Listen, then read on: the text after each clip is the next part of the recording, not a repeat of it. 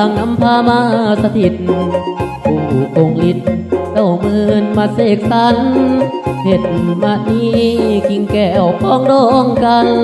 ผู้อมผักดันนำเงาเข้าเส้นสาย